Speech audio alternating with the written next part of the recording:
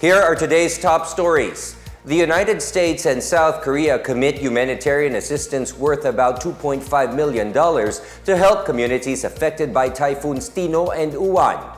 The Philippines, United States, and Japan hold a new round of joint maritime drills to boost interoperability in the West Philippine Sea.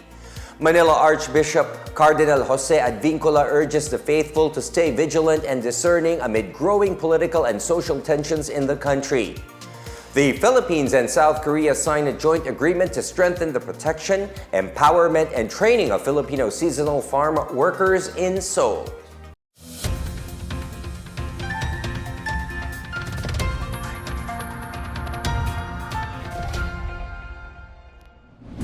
This is the Pna Headlines. I am William Theo.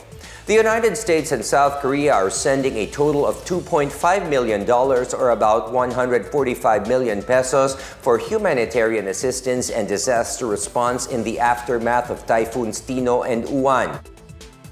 The U.S. committed an additional $1.5 million in aid to bolster relief operations in Luzon and Visayas, bringing the total amount of support to $2.5 million. U.S. Ambassador Mary Kay Carlson announced the added funding on Saturday during a visit with Defense Secretary Gilberto Teodoro Jr. to Clark Air Base in Pampanga. Teodoro and Carlson reaffirmed the deepening cooperation between the Philippines and the United States on humanitarian assistance and disaster response. Carlson commended Philippine and U.S. personnel helping in the preparation and airlifting of thousands of family food packs to affected provinces. She also noted the continued support and participation of the U.S. Indo-Pacific Command to humanitarian missions led by the Armed Forces of the Philippines. For his part, Teodoro thanked the U.S. for its quick support and emphasized that joint responses to crisis consistently strengthen the alliance. In a separate statement, the Korean Embassy in Manila announced it is sending $1 million in aid for the speedy recovery of typhoon victims through the International Federation of Red Cross and Red Crescent Societies. Korea expressed solidarity for the Filipino people as it hopes for affected communities to return to normal as soon as possible. Meanwhile, the Department of Health announced it has delivered 1.7 million pesos worth of health supplies to Catanduanes, one of the provinces hardest hit by Uwan. The DOH said that the Catanduanes Provincial Health Office received a shipment of health supplies last November 13, the same day President Ferdinand R. Marcos Jr. visited. The shipment consisted of hygiene and breastfeeding kits, water containers, purification tablets, and medicines. The DOH is also ramping up efforts to establish water, sanitation, and hygiene facilities in different parts of Catanduanes. The Philippines is strengthening its interoperability and cooperation with the United States and Japan following the conduct of a new round of maritime drills in the West Philippine Sea. Major assets from the Armed Forces of the Philippines, U.S. Indo-Pacific Command, and the Japan Maritime Self-Defense Force participated in the 13th Multilateral Maritime Cooperative Activity, or MMCA, on November 14 and 15. In a news release, the AFP said the trilateral exercise featured interoperability drills such as communication check, resupplying, anti-submarine exercises, maritime domain awareness reporting, cross-deck helicopter landings, and formation maneuvers.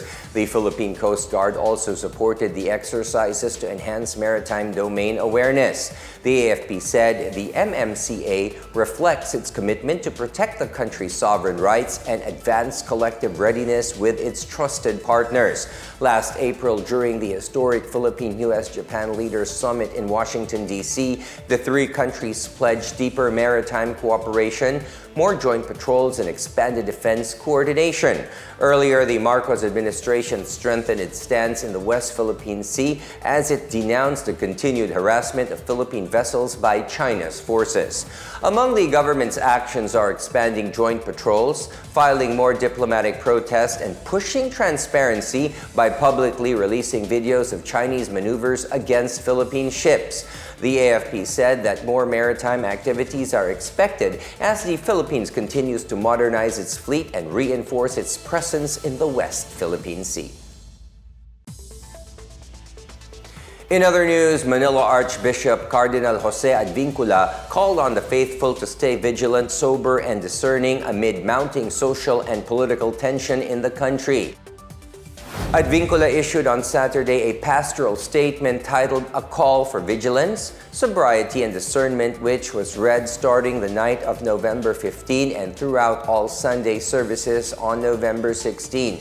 In the statement, Advincula reminded Filipinos not to let emotions override reason as they join mass gatherings and public discourse. He urged everyone to follow the rule of law and resist calls to solve problems through extra-constitutional means. He also said the people's loyalty should not be to persons or ambitions, but to the country and its democratic principles. Advincula said the Church stands with the nation in persistent prayer and collective action for renewal. Meanwhile, the Archdiocese of Cebu released a pastoral appeal for calm, restraint, and adherence to truth amid the continued investigations into the alleged corruption involving flood control projects. Cebu Archbishop Alberto Uy urged the people to stop spreading and allowing misinformation and pushed for a transparent and impartial investigation. He denounced any violent or unlawful responses to the issue and asked for the faithful to pray for clarity, courage, justice, and the revelation of the truth.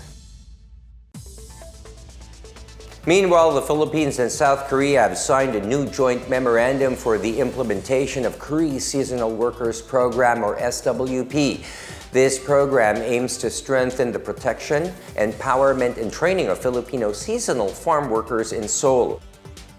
The agreement sets a whole-of-government framework that unites national and local efforts in deploying Filipino seasonal workers to South Korea. It will ensure fair labor practices, legal protection, and proper welfare while promoting ethical recruitment and agricultural cooperation between both countries.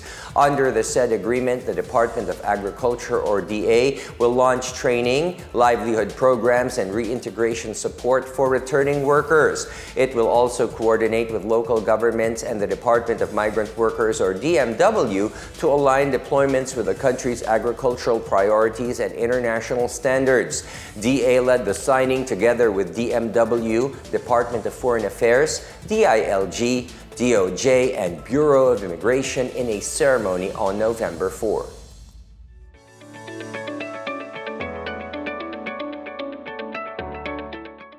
In our business news, the Bangko Sentral ng Pilipinas, or BSP, warned the public to remain vigilant against text messages using users to click on malicious links that appear to come from legitimate banks, e-money issuers, and other financial institutions. This scheme, called text hijacking, that involves scammers inserting fake messages into legitimate text threads to make them look authentic. In a press release, BSP said the messages often contain malicious links designed to steal access to victims' financial accounts. It is usually accompanied by urgent prompts such as notifications of expiring rewards, unauthorized transactions, or account verification requests to pressure recipients into clicking the link. BSP also received reports about the rising cases of these fraudulent text messages. The public is advised to avoid clicking links in text messages or emails, even if they appear to come from banks or e-money issuers. Enable multi-factor authentication to secure accounts and never share personal or financial details to anyone. Meanwhile, the Philippines is pushing to expand market access and investments in Korea as the ASEAN Trade Fair 2025 officially opened at the Kintech Exhibition Center on November 14. ASEAN Korea Center Secretary General Kim Jae-shin, together with ambassadors from ASEAN member countries, led the ceremonial switching on to make the start of the trade fair. After the said ceremony, the officials toured various booths and tried wine, chips, nuts, juices, and other food products from ASEAN exhibitors. Philippine Trade and Investment Center or PTIC Commercial Attaché Charmaine Mignon Yalong said 10 Filipino companies participated in the trade fair from November 12 to 16. Yalong added that the trade fair provides ASEAN businesses with a vital venue to showcase products, services, and innovations while giving attendees access to industry leaders, emerging market trends, and new businesses connections. And at this moment, the Philippine News Agency expresses its condolences to the family, friends, and loved ones of the actress and humanitarian Rosa Rosal. The late governor of the Philippine Red Cross passed away last November 15 at the age of 97. In life, Rosa Rosal was known not only as an icon in Philippine cinema, but for her dedication to public service and volunteer work, which earned her the prestigious Ramon Magsaysay Award for Public Service in 1999. Her remains lie in state at the Heritage Memorial Park in Bayani Road, Fort Bonifacio, Taguig City. For those who wish to pay their respects to Miss Rosa Rosal, a memorial reception will be held today, November 17 from 4 to 11 p.m. and from November 18 to 19 at 11 a.m. to 11 p.m. We pray for the eternal repose of her soul and the comfort of those she left behind, as well as those whose lives she touched. And those are the latest and the biggest stories from the Pna Headlines. For more news updates, visit our website pna.gov.ph or our Facebook and X account, Philippine News Agency. You may also watch the Pna Headlines through the Philippine News Agency's YouTube account and via the News and Information Bureau website under PNA News. Stay with us for more news updates, and it is 38 days to go before Christmas. If you want to be happy, be. And that is from Leo Tolstoy. I am William Theo. This is the Pna Headlines, bringing you stories that unite the nation.